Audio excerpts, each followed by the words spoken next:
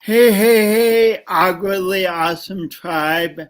This is episode 39, and today, just such an amazing guest, and we're going to talk about how can we help the next generation catch their dreams. How can we help the next generation catch the dreams? So without further ado, let's get going. Today's guest, Steve Ward. Hey, let me tell you a little bit about Steve. Steve Ward not only provides fatherly guidance to his five kids, but is helping the future generation navigate their way towards their dreams. He is founder of Future and Focus Dreamcatcher Enterprises.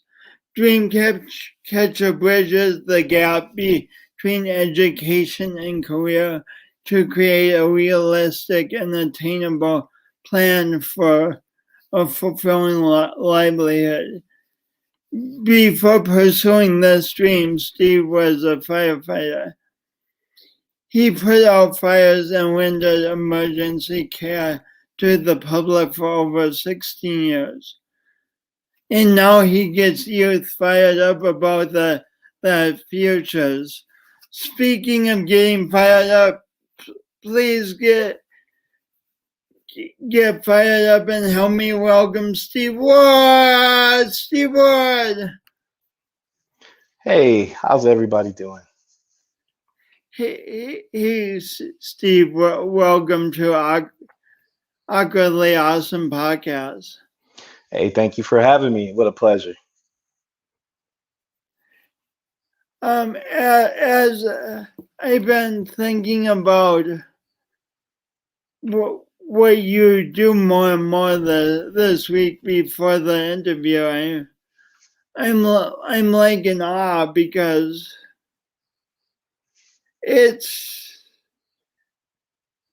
maybe it's been challenging in every generation for kids to bridge the gap between the educational system and what they want to do in life. But now it seems even more challenging because there's so many options. So what got you interested in creating this? Well, the software we've created is called Dreamcatcher. It's designed to help people discover their purpose and align their purpose with the most appropriate career path. And I had to say that to kind of preface, what got me going or started down this path is because I was a child left behind. I started off in Compton, California, was always in the back of the classroom. I was in private and in public school, and I was led to believe by educators that if you weren't successful in the classroom, meaning if you weren't good at all of the arithmetic or science or English, that you really wasn't going to amount to much. I was led to believe that if you didn't have a good grasp on, not perfecting, but being good in all those different subject matters, that you wouldn't have a career. It wasn't until I was a teenager where I was forced into doing some self-introspection. I won't go into too much detail in that, but a lot of self-introspection helped me to discover that I actually had a purpose, and it was something greater and bigger inside me than just what my teachers and the public at large I felt looked at me as, or being able to provide a value or lack thereof. Once I started looking into myself and discovering that I had a purpose, that I had value, that started to trump any ideology that I had to meet other people's expectations. And the only expectation and the real expectation that was meant for me to meet was simply that I was on this planet to add value. And now I had to figure out what that value is and then how to implement that value into life in return for what I want out of life. And once I was able to figure that out, um, I discovered that there was actually a path or I would even say a process in which I discovered my purpose. And so I thought more about that process. I started redefining that process. I started putting that process down on paper. Then I started creating that process into a software. And before I knew it, I had some very well defined steps on how anybody can discover their purpose, just like I discovered my purpose, and then translate that purpose into a value and in turn that value into a career path and that career path into a life worth living.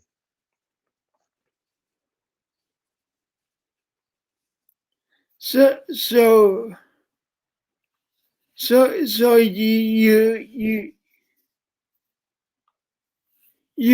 basically at a certain point when you were a teenager, you started really thinking about this for yourself, huh? Yeah, well, I was also diagnosed with ADA, HD, dyslexia, a number of other different learning disabilities, even some things that they don't even talk about anymore. And so I was classified as, um, you know, student with disabilities. And today they still use that term to describe different learning disabilities. They say that you're, a disabled student. You can't learn like everybody else. There's these stigmas and classifications that people fall under when they don't learn like everybody else. And so, they put you in that box. And I was in that box. And because of that box, it made me feel less valuable than everybody else. It put me in a very depressive state. It made me feel like all I can do is something that was going to be some 9 to 5 job that was going to be a dead end, and I couldn't get any more out of life.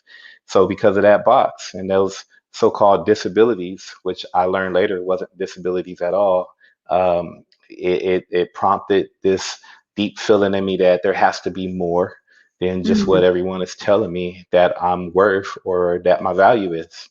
mm. I definitely know that feeling from for so long. I felt bad about the sound of my voice, and and then I cut basketballs with my nose when other kids cut them with a hand, and hands, Yeah. and so to be able to realize that for yourself, that hey, that there's so much more to what I can do, and and then to have the foresight to create it into a system for other kids who are struggling, and as well as those who are not. That's a huge thing.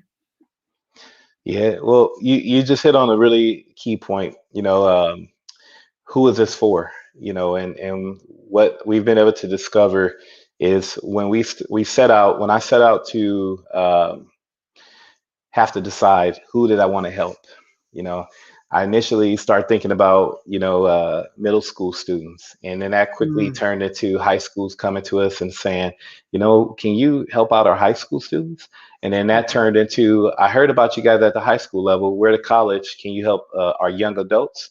And then that turned into the adult schools saying to the colleges, what about those who haven't got their GED and they're in adult school and they're wondering how should they pivot in life and what else do they have to offer? And for people who retired already, didn't feel like they, found their purpose or they did something that was really the most effective way of using their time, even though they're retired. Can you help them discover their purpose? So now, I've kind of got out of that mindset that this is for youth, this is for kids, this is for everybody who really understands that you're on this planet for more than just yourself, and that you have value and something to give at different levels of life. Because one thing that people don't understand about purpose is that purpose isn't a one thing.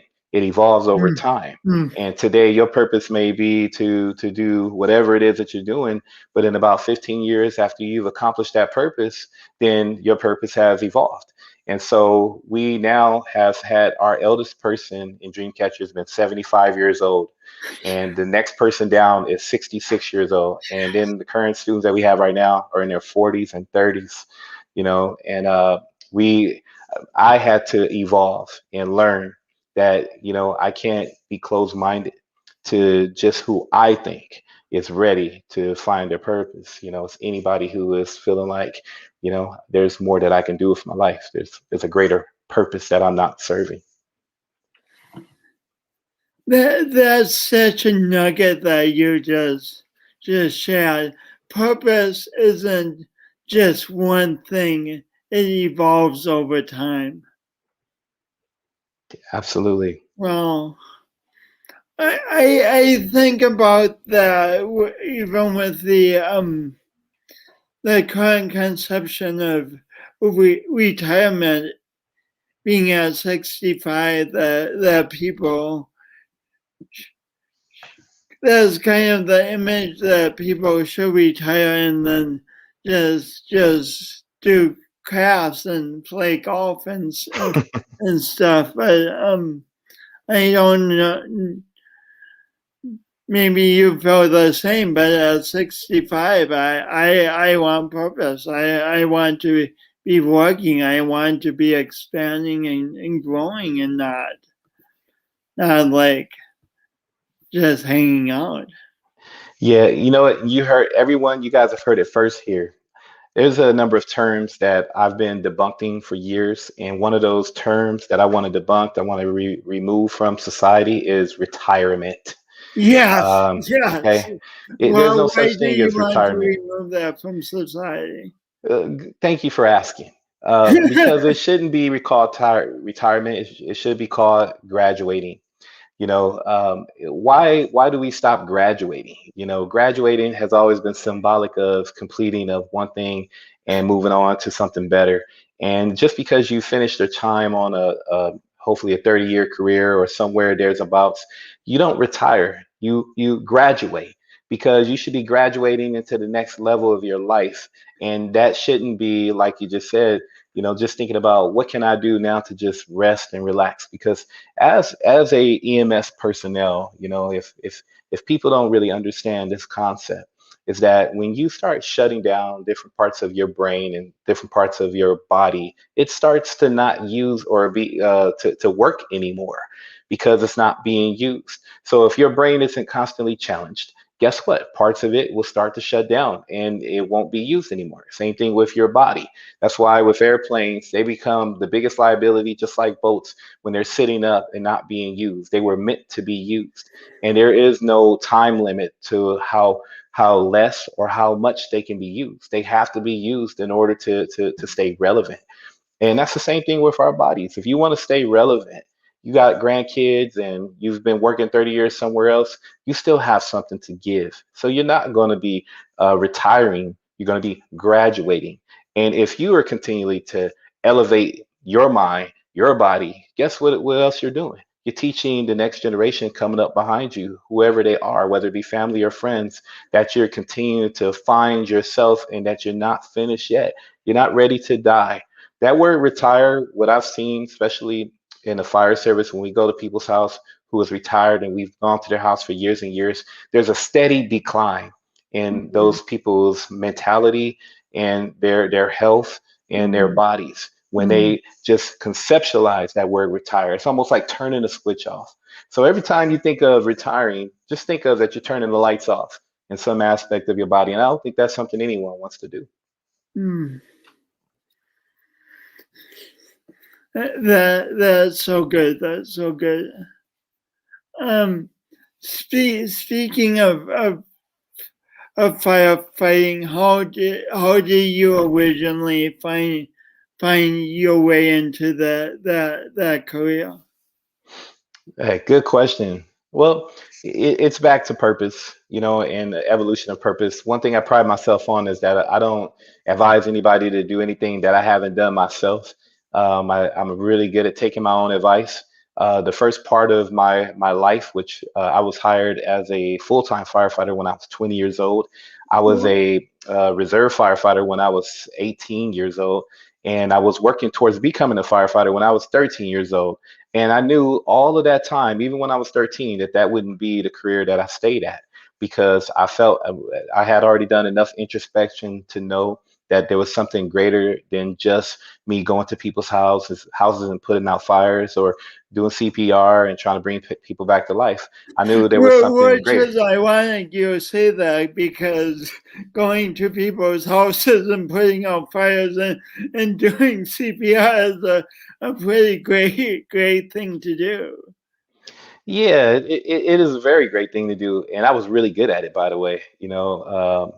And I am really good at doing that job. But that's only part of who I am. And fortunately Mm. for me, and what I would say to all the viewers today, is that you know that there's a small voice inside you that's been telling you that where you are, regardless of what it is and how much money you make, there's something greater that I can be doing with my time.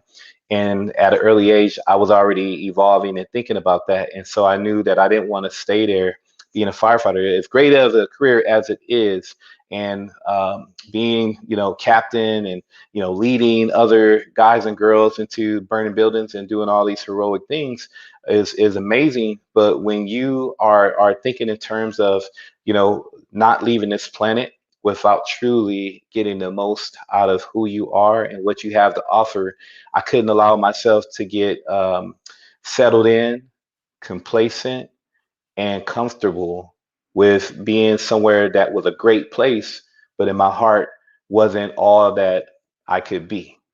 And it didn't The, matter what it was.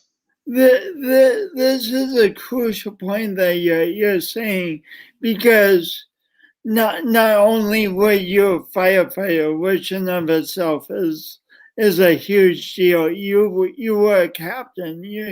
You could have coasted. I mean, You're right. with a coasted in this very challenging career until until we until you graduated as 65, but you knew that there were other ways you wanted. You say, yes, I'm a great firefighter, and I have these other talents that I want to use too. Yeah, that's why it's a real rare situation to leave good careers. But luckily, I know that I'm not alone because I do know other people who have left six-figure jobs and been executives and things of that nature. And the status of where they were when they left is really not what's important. What it is it becomes an example to everybody else that, and the word here that we're talking about is fear. People get complacent, people coast, people graduate in their careers to get a extra or a little bit on their pension, or graduate at a certain level for just to say that I was in this position when I left. But for a lot of us who are awakened to really understanding that I don't have a lot of time on this planet, even though maybe I'm blessed to live 80 years. That's a short, long life. And in that time period, what can I possibly do to maximize all of the potential that I possibly have?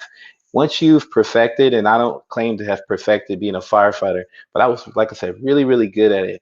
But it still wasn't fulfilling at some point when I felt like it was so much more for me to give, but I was very limited onto what I was able to do. My next step was to start working on, you know, uh, taking my chief courses and becoming a chief. And I could have very well have gotten to that place and gotten to that place quickly because I started so early. I knew the job really well. I've earned the respect of my peers, which is the hardest thing to do, because when people are relying on you to have their back in life-threatening situations, you want to make sure that you can trust the people who's in leadership. And I had all of that. But it's still, for me personally, I gotta still be able to look in my kids' eyes and tell them that I want you to meet your full potential. And I couldn't be right in my heart and say that to them and know that there was still parts of me left on the table.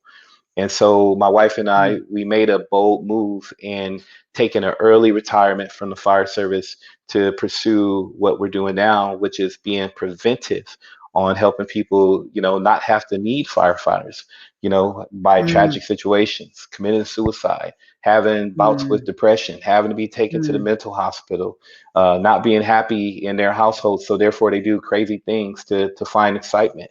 I felt like there was more people out there in the world that needed somebody like myself and like you and others who have that ability to connect with them and help them to discover that you have value. So take life seriously and live life to the fullest, but not recklessly.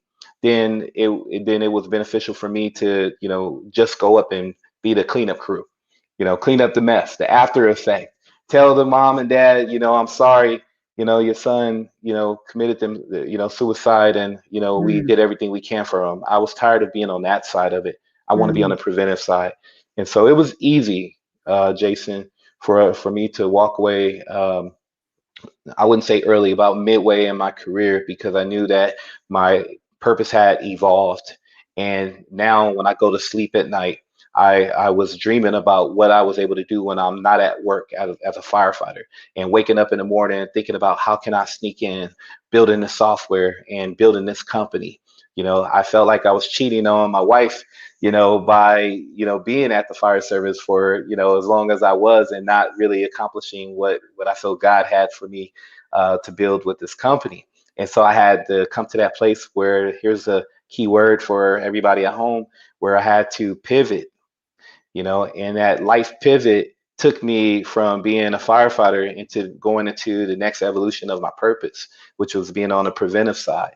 And when I listened to my heart, it was very clear that it was the right decision, even though the security that I left behind was tough. The fear was trying to keep me from moving forward. And if you live in fear today, everyone at home who's listening, that is what's going to always be the determining factor on if you discover your purpose and is brave enough to make that pivot. um, so the word proactive keeps coming into my mind.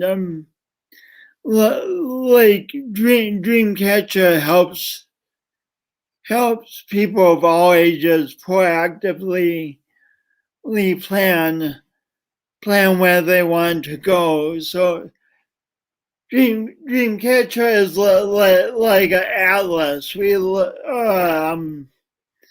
A GPS now, I guess. We used to have atlases, but it helps people type in the coordinates, whatever the word is, so they have a better chance of getting to where they want to go instead of going in the opposite direction. Huh? Yes, absolutely. We call it internal GPS. What frustrates me the most in our educational system is that we don't teach people how to properly identify what their future should and could be. If we was able to help people effectively understand, like a GPS, what the destination is, and like a GPS, then you can reverse engineer what the steps should be in order to get there. That is where intrinsic motivation is. And so what we have a lack of in education today is intrinsic motivation, and students trying to, learn something because they haven't had a clear understanding of what does this mean? What is my destination? How do I use this information? And as adults, it's not good enough for us to tell them to get a better education and go to college, to get a good job so you can move out of my house, to have a place to be able to stay or make some money so you can have a family of your own one day. People of today don't want to hear that because that's not satisfaction. That's not enough for them. They want something that's deeper, that they can be a part of, and that they want to have emotions and strong opinions about, and make a true difference in a purpose.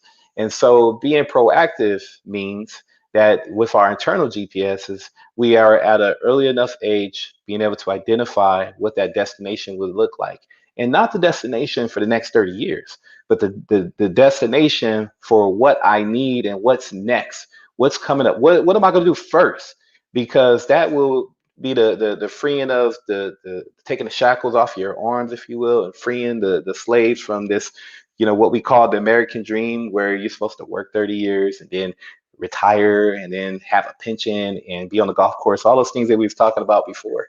If that's the destination, people are not buying into that anymore. So being proactive, having your internal GPS is identifying, what my destination is in terms of what my purpose is and what am I on this planet to do, at least initially, and then reverse engineer that process and then understand where I'm at today and how far I need to go, how much it's going to cost, who is there to help me, where are the resources that I can find, the information I need to put one step in front of the other.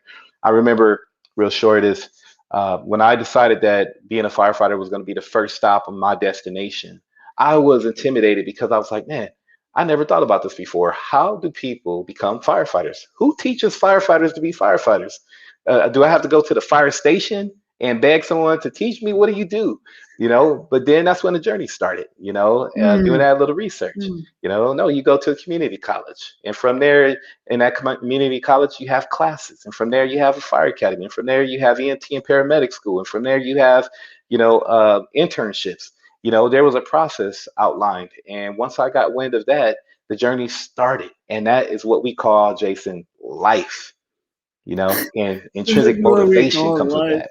It's what we call life, man, the journey. It's not about the destination, even though having a clear understanding of what the destination is the most important part.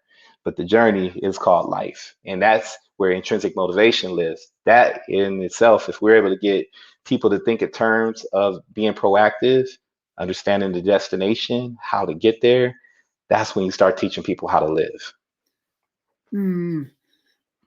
So often, like I've done this with so many things in my life. I think of something like, just let's stick with fire. Like I want to be a fire chief, but then my next thought is, I don't know how to do that. It seems overwhelming. So then my next thought is, oh my gosh, I can't be a fire chief. It's like we think of the result we want, but then we forget that we can go on a whole journey to get there and say, hey, I'm not there yet. So I guess, oh well, Yeah, but you're helping people create a process yeah. for where they want to go. You got to break it down in simple parts, and I hate using cliches, but sometimes they're really helpful to illustrate the point. The biggest cliche that I can think of that comes to mind is that you can't eat a elephant at, all at once. You got to eat it one bite at a time. And like I said, it's all about living. It's about life, and life is about the journey. That elephant is definitely worth, every bite, but you got to be willing to take it one bite at a time and not just shove it all down your throat all at one time and choke on it. Sometimes we set goals, we set, objectives that are unrealistic for us, for ourselves. We think that, just because we have talents and abilities, and we're saying, and I was just telling someone this the other day, we have to stop telling people that, you can be anything that you want to be, because that's not really all that true. As hard as that may be to swallow, it's not realistic to be anything that you want to be. You have to be realistic with who you are. You have to be realistic with your abilities. You have to be realistic with, what your purpose is, and you have to do a lot of self defining before you ever start making, those objectives very clear and known and getting on that path. I can't tell you how many people that I've mentored who said they wanted to be firefighters, and probably out of probably 1,000 to this point, maybe 20 of them, 40 of them actually makes it. It's one thing to want it. It's a whole nother thing to understand who you are and how you can actually get there. Got to be real with yourself. You have to be realistic. Not everybody can do everything. How does your program teach people to be real with themselves? Good, great question. So we use a real simple method called the MAP, and it's an acronym. If you're writing this down, those who are listening, it's MAPPE. So this map has two P's in it. Stands for mental mindset, which is, what is your mental mindset? And I'll put it in a very simple term. What is your operating system? Just like a computer. Are you a Mac or are you a PC? You know, because your operating system is your mindset. Your mindset comes from what you've been taught and what you believe about yourself and what you wake up with having on your mind and how you accomplish things. That's all part of your mental mindset. If that's broken, you can't go anywhere. Your head has to be right for you to really be able to sit down and really understand who you are, and then subsequently accomplish your goals and dreams. So mental mindset. And then you have the A, which is asking yourself the right questions. You have to be able to have honest conversation with yourself. You have to be able to look in the mirror and say, who am I and why am I here and what is my purpose?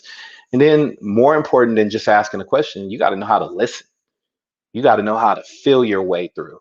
That is a skill, and Dreamcatcher teaches both those two skills.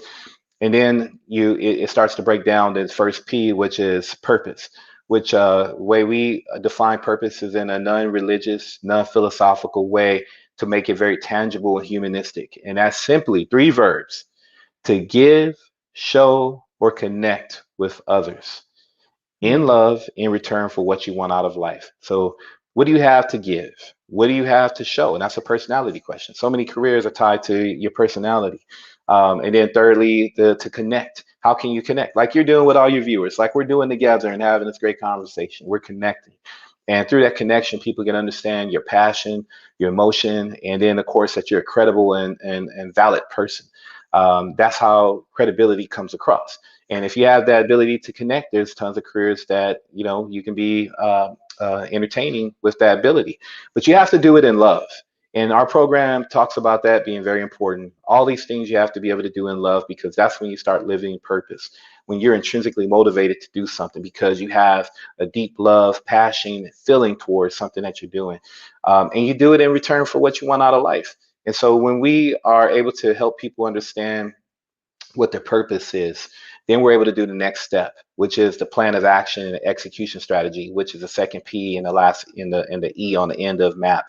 You have to be able to discern. Now that I understand myself, I have a very clear understanding of the conversation I should be having with myself. Now I can choose a career path or a goal or objective. Now I need to create a plan of action and an execution strategy. And notice I didn't say dream board. I didn't say set goals.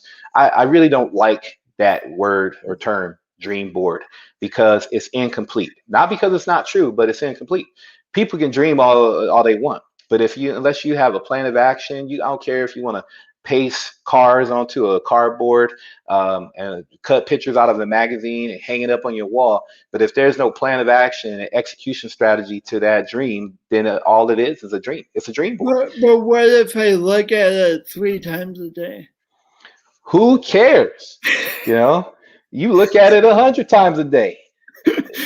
It's still gonna be a dream, and you're gonna have other people come and say, Uncle Jason, I love that you want to have a Corvette, and you're going, yeah, I love that Corvette. The color is red, and then they go, Uncle Jason, so when you gonna get that Corvette?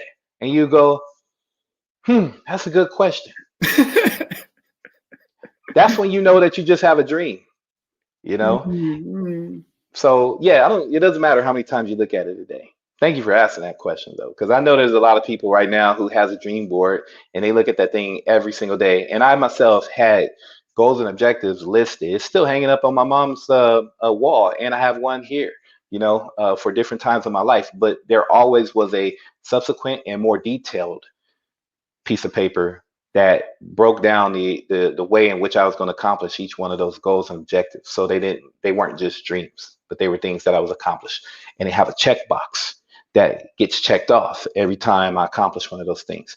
So my life plan right now has me where I'm gonna have to renew it in a minute, because I've been able to be a firefighter.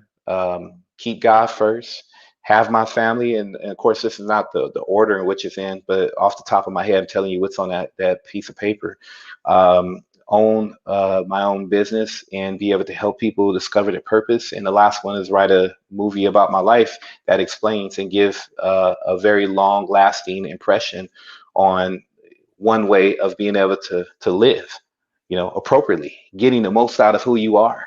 And I don't have anything written after that, but I'm there at that last bullet point. So two things from that. You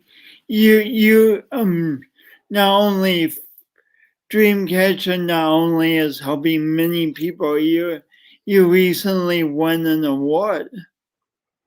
Yeah, I like winning awards, but still a little empty. We won, a number of competitions where people listen to what our company is doing, and the most recent award that we won was a pitch competition where we were able to, get the word out, depicting, you know, Dreamcatcher is a system that helps people discover their purpose. And that's a really easy sell. So I'm as happy and excited I am as we're winning it, these awards. I think we're winning these awards because people are just intrigued about purpose, and they believe that everyone needs purpose and everyone's looking for an answer on how to easily discover purpose. And so we're super excited that we were able to beat out some of the biggest counties in California, with our company and what it's doing and how it's accomplishing that goal. We also won another award called the Innovation of the Year because we have such a very detailed but simplistic way of discovering purpose and being able to integrate what you've discovered into general everyday life. And it doesn't matter what ethnicity, doesn't matter what disability, it doesn't matter what background you come from, affluent or not. We've been able to prove that everybody across all demographics are able to accomplish and find what everybody else is finding, which is themselves and how they are to find value in who they are. So yeah, it's been an easy sell to sell people in those type of formats, what it is that we do. We can prove it. Yeah, you're giving me more and more questions. Hey, ask away. Which is perfect. So you're saying it's an easy sell, and everyone wants purpose and stuff. But if you have remained with the fire department and never focused on this, you wouldn't have created a product that would be there to win awards. I'm so thankful for you asking that question or making that statement, because I can't stress enough how important, and this is basketball time right now. We're waiting, everybody's waiting to see the championship. And one cliche in basketball is that you will miss 100% of the shots that you do not take. Mm. I'm gonna repeat that. You're gonna miss 100% of the shots that you don't take. And you essentially said the same thing, that if I would have stayed complacent and comfortable in the environment in which I was being very successful and thriving in, knowing good and well that I had something greater, not that what I'm doing is greater than the profession itself, but what I'm doing is greater for me personally, because I know that I'm capable of greater and doing more, and I wasn't being challenged anymore at what I was doing. So therefore I had to elevate, myself and move on. And I had to remember that the only way that you're going to find success is if you're going to take a chance. And you can't be afraid of missing a shot. You can't be afraid of taking a shot. You can't be afraid of getting on the court. You can't be afraid of being a part of something that you've never done before. Because everyone asks me, how does a firefighter go into, building software in the tech industry when you were in the business of service or servitude? They're not understanding that I'm still in the same business, but I'm using my skills in a different way. And so I knew that it was an easy transfer for me to go into developing a software, having no background in coding, no background in designing, no background in how even technology even works, other than being like everybody else, a fan of technology and using it on a day-to-day basis. But that doesn't constitute you to be someone who can create it, right? But when you have a That greater definitely purpose, doesn't. I'm speaking from my own experience. That definitely does not. yeah, right. I mean, and I could throw that question right back at you. And how did you find yourself, going from different skill sets throughout your life where you had no experience prior to? Why didn't you just stay at one thing that you were good at and that you can make a living from? How come you're continuing to try new things? But and part of it, like you say, is we want to serve the world, the earth in a different way, but also part of it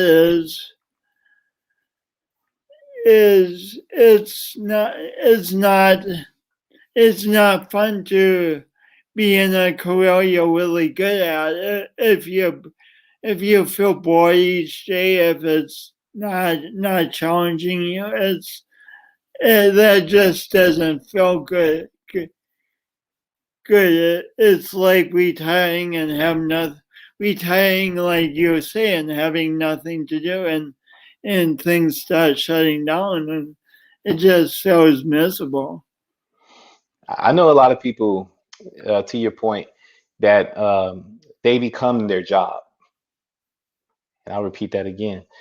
Some people who become their job. And when I ask a lot of people, what is your purpose? Everyone wants to tell me what it is they do, not understanding that you're not your job. You are, just like I call these bodies that we're in. When I look at you, Jason, I'm not looking at the physical Jason. I'm looking at, that other Jason, that spiritual being that's on the inside of Jason. And I can, make this very clear and comfortable for people to think of it this way. When we go to Mars one day, we're gonna go there in the Earth in a suit that is designed for the environment, and we Earthlings are going to be inside that Mars suit, and that Mars suit is supposed to perform based on what's on the inside, the person on the inside operating it. But what happens if that suit starts to control itself and taking over and doing things that the person on the inside of it is not wanting and trying to do? All of a sudden, you have a suit with a purpose and not a person with a purpose. I believe that here on this planet, we are still in what we call these Earth suits. And on the inside of us, there is objectives that are supposed to be accomplished with these physical bodies that we have, just like what you're doing right now. You've taken the attributes of the physical manifestation of who Jason looks like and his skills and ability, and turn it into a podcast, amongst other things, a book in which to be able to help other people in their earth suits understand that there's no excuses. Yeah, the book over there to the right of you.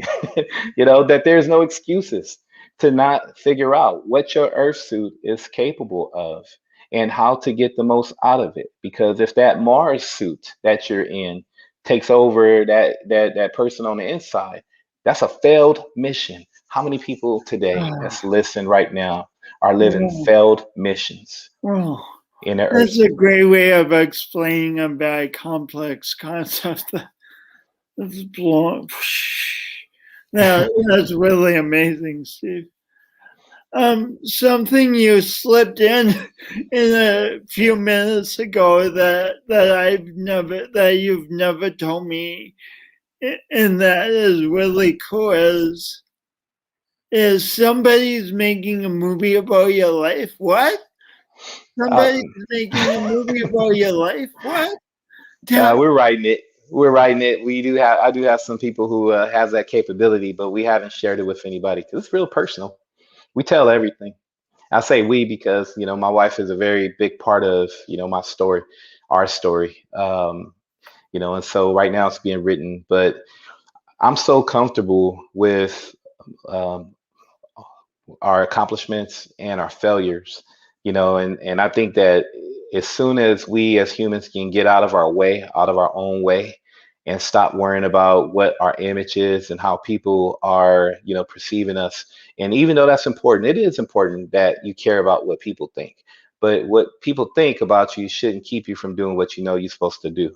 And that is a very stark difference. And so we do have, the script and things being written, the story being written, because it's very vast. In my short 41 years on this planet, I've lived multiple lives and experienced multiple things that most people would never experience in their life. It's got to be told, and not for a glorification of me and my wife, but glorification of what it is to be a human and be alive and challenge people to challenge themselves. That's happening. Well, I'm excited to see it. It's going to be a pretty amazing. I'm gonna say it right now too, Jason. Some people can go, "Oh, that's arrogant." What I'm gonna say next, but I'm gonna say it anyway. It's going to be one of the most important movies ever made. Wow. I promise that.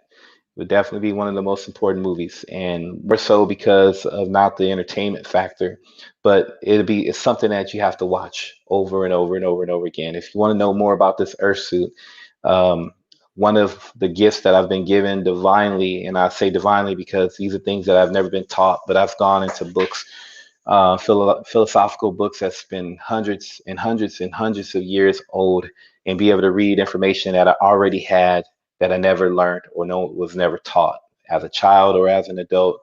I've never been in a philosophical classroom on a college campus or anything like that. I just believe that the universe has information that all of us has access to it, and if you're willing to open that door and knock and ask the important questions, you can have access to that information too.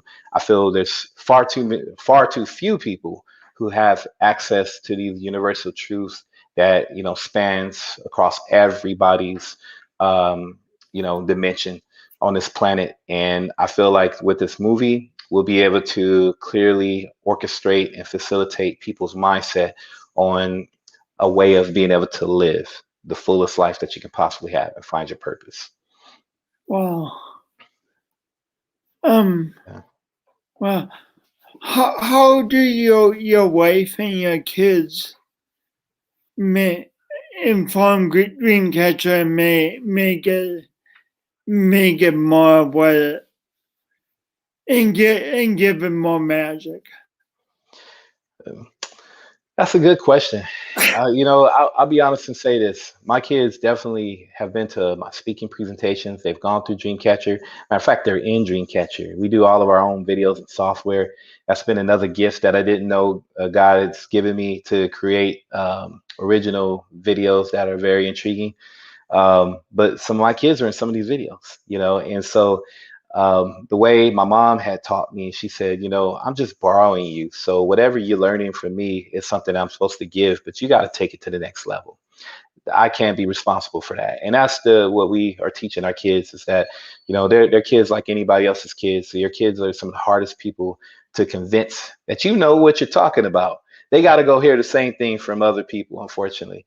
And we're like that as well. Our kids, they listen, they learn, but I feel like they don't take full advantage of the information. They just see me talking to them in a lecture format all the time and I'm conscious of that when we're talking, but I can't help it. I'm a parent, and so my job and our job, everybody on this call today, this podcast who has kids and understand, or if you're mentoring young people, you can't think about if they're receiving what you're telling them. Your job is to simply give the information.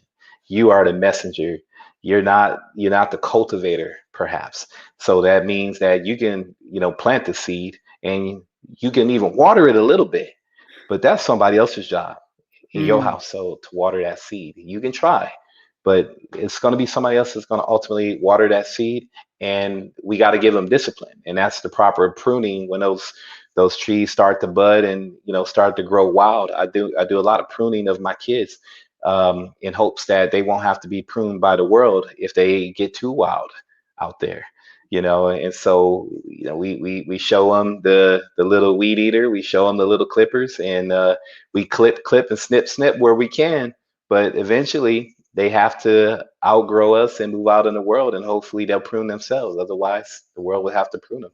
So we just give it, give the information and let them take it. Like my mom said, is that again, I don't own you. I'm just your guide, and so Mm. that's how we interject Dreamcatcher into our family life. So, so what would you tell someone who's watching, who says this is all good of you to say this stuff, Steve, but but I have such and such disability. I'm of such and such minority group. Uh, um, I had such and such experience as a kid, and so I can't do what you're talking about. I don't have a purpose. I have to deal with these huge insurmountable challenges. What would you say to a person who's in that painful mindset within themselves? Man, great question. You ready for this? I just was hit Oh, like a ton. I'm about to tell you, but like a ton of lightning just hit me right now after you finish asking that question. And so this is an answer that is not really coming from me, but it's for everyone in that mindset. You just got your answer. And that simply is to start at the most simplest thing that you can affect and change right now. That means that regardless, let's talk about the extreme. Let's say you're bedridden right now and you can't get out and go and interact in the world. But maybe the only interaction you can have is with your nurse or caretaker. Are you smiling every day? How are you impacting that person's life? Because just like the different planets, you have the planets has a sphere of influence on other planets, gravitational pull, changing the weather system on those planets because of how close or how far they are, and you yourself is a planet. You yourself, has a sphere of influence on everything and everybody around you. So if you only have one person around you, you have to ask yourself the question, how are you effectively, positively or negatively affecting that person? Because sometimes our purpose isn't this big old thing to go out there and work in the workplace or change the world or change a mindset. Sometimes it's to change one person or have an effect on one person, bring joy to one person. And if you have the ability to smile, if you have the ability to just hold a hand, if you have the ability to just give a hug, if you have the ability to do any little thing that affects the immediate environment that you're in, that is what you do, and that is your purpose. And you're going to find, because in order for you to get bigger things, you have to accomplish the small things. And if you're thinking too big, sometimes you get lost in that thought. So go back right now and think about what is the simplest, the smallest little way in which you can have an influence on those that are around you, even if it is an animal, which is family members in a lot of people's lives today, a pet, you know, what influence do you have in that environment? You can't ask for anything bigger than that if you're not willing to take it upon yourself to affect the smallest little things. So you got to start there. That's where I started. The smallest little things. and just because we affect the smaller thing, you're saying it does not mean that our purpose won't grow bigger as we affect that smaller thing, right? Yep, exactly. Can you imagine if you smiled a lot and that person that is helping you is having a rough day at home and they come to work and maybe they're not treating you the way that you should be treated, but every time they come to work, they can rely on that smile. Where is that smile that you give and put on their face going to go when it leaves you? Okay, it's going to be contagious and it's going to go somewhere else, and it's going to be what it needs to grow into something a lot greater. That person may bring somebody else to you and say, you know what, I'm gonna bless you today, and you're going to be working with such and such because they have been such a blessing to me, and I may have to clean them up, give them, bathe them, or take care of them, or do all these different things, but they are so appreciative of what I'm doing for them. They bring absolute joy to my life. and make what I'm doing really meaningful. This is what I got into it for, into this career for, to help people like this. And now I want to share that with you. You know, that right there is sometimes all we need to do is just sharing whatever little bit that we can with someone else to change their life. And then you'll watch your purpose grow. You will. It will expand right before your eyes. And I'm following this example. If that person comes to work in a bad mood every day, but you smile, and then they leave with a smile, and take that smile home, and they start creating a better home environment. That's you're not doing it to improve your own life, but that smile is probably going to boomerang back to you when they come to work the next day too. Absolutely. This is how we develop societies, through these social interactions. And man, that scared me. We got a thunderstorm just moved in California, and it's hit hard. What? I know it's It's about to rain, and I can't believe it because it hasn't rained in a long time. But sorry, in because we're San taking, Diego in June? yes, in June, it's about to happen. That's awesome. Oh man, my dogs are all running and things trying to find shelter. Um, but Um, it's so shelter right here. so last question. And I Sure. ask all my guests this: what does imperfect best mean to you?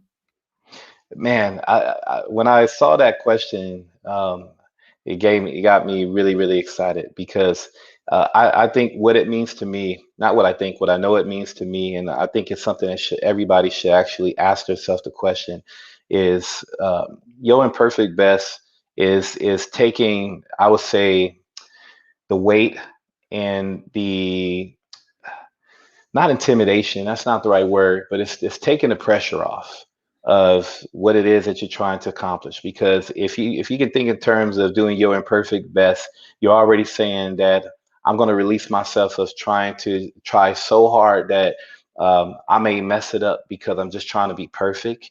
You just got to do it, and you're going to get better over time. But you do your imperfect best, and let that be something you think about to keep you from being fearful of trying anything. So I've been doing my imperfect best all my life, not even understanding what that term meant because you're the one that introduced it to me. But it makes so much sense because doing my imperfect best meant that I wasn't afraid to try and to get it wrong and to mess up, to and it sounds bad, but even hurt other people in a way in which I go about doing what it is that I'm doing. You know, pointing the point that I'm making is in the fire service. A lot of what we do is trial and error, just like what they call a practicing doctor, right? Is trial and error.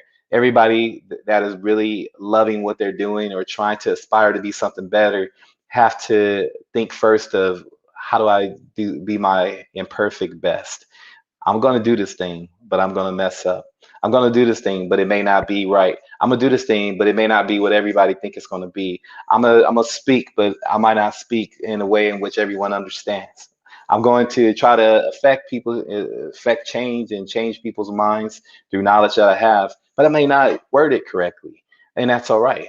That's my imperfect best. How many times have I messed up at in my speaking engagements? How many times have I messed up in putting a software that works perfectly for everybody, before it works the way it needs to work? I can answer that question all day long, but it's always been the lack of fear that I've had to move forward and not worry about making mistakes. So doing your imperfect best is taking the pressure off. It's taking the chains and the fear away, in my opinion. I think it's a perfect um, sentence to ask anybody. What does that mean? Thanks. I know I said the last question was the last one, but I think two Sorry. more quick questions. So what do you do when you make a mistake? Do you just like go, hey, I made this mistake. See, I'm not good at the thing, and then quit? What, or do you do that? I think I know the answer, No. but I want to hear it from you. Well, I've never been one to shy away from a fight, and not a physical altercation. I'm talking about, you know, um, doing something that's going to take more effort, more elbow grease. I've never been one to shy away from those challenges. And so that is a mental mindset thing. And remember when you asked me, how does Dreamcatcher help people discover their purpose? And the first thing is you have to be able to assess your mental mindset. I said it a long time ago when it was actually a benefit to me that everyone expected so little of me and thought so little of me because it gave me the ability to say, well, they expect me to fail anyway. So I might as well just keep on trying until I finally get it, And with that attitude, I was able to do it better a lot of times than my peers were. And when it came to the fire service, I wasn't able to tie knots like everybody else, and they got it right away. And I would tie these knots, and I could not follow what hole I go in next, and how do I pull this part with that part. And they didn't expect a lot from me. They was like, even at that early age, it was like, he's never gonna get it. And I'm like, well, just keep thinking that. But meanwhile, I'm gonna be over here continuing to work on it, And with that attitude, and like I said earlier, with that last question, starting off with the simple and the smallest things, and then it grows into something big. When I was able to accomplish those goals that were smaller goals that I wasn't good at, those became bigger things that I was able to be good at later on because I took what I learned from failing so many times in those smaller things and then being able to translate what I learned on how to effectively do something right in that next thing, in that bigger thing that I went to. So I never let, failure be an option because I felt like as long as I have breath, as long as I have my health, as long as I have my strength, as long as I have the ability to think, then I can be successful. Wow, cool, cool. So inspiring, so inspiring. Um, thank you for just so much wisdom over the last wisdom, not only to envision what we want our lives to be, but persevere step by step towards the vision and the dreams. So last question. People are going to be saying, I want to hear more from Steve Ward and Dreamcatcher. I mean, obviously they're going to say that. So what's the best way to get a hold of you? Dreamcatcher.com. Yep. Go to dreamcatcher.com. I was hoping you would say that because Yeah. okay. Absolutely. Dreamcatcher.com, and also going to be starting to do webinars starting next month. And some of the webinars that we're doing is on leadership and leading with purpose. Some of the other webinars is based off of, excuse me, what we was just talking about. The simplest things that we can do to change the world. If you guys like, what you heard today, and I dare to say this, I apologize if I offend anyone, but God has given me, and I'm not a pastor, so I'm not converting people into any religion or any organized religion or anything. So don't think it in terms of that. But what I am doing is taking this information that been given, because I don't want to leave this planet with it all in my head and in my heart. I have to share it, And so if you like what you heard today, I have a lot of things that I've been given, a lot of pieces of information that I know is going to really save some lives, and help people be able to take the information and share it with others and change their world in that regard. So let me help. Come to our webinars and listen. Check us out on our social handles. Jason has already done a wonderful job of connecting his to ours. So everything that we do, you'll be seeing it. So that's how you can get a hold of us. Dreamcatcherprogram.com. Thanks so much, Steve. Thanks so much. This has been amazing. Thank you guys. I love these opportunities and great questions. Allowing me to live out my purpose, Jason. I appreciate you. Thanks for tuning in. I hope I would expect you as inspired as I am, but and if you are, please share this with people you know need this.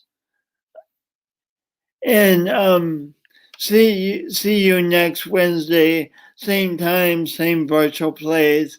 Until then, the thank you message, which is right here. Talk to you next week. Thanks.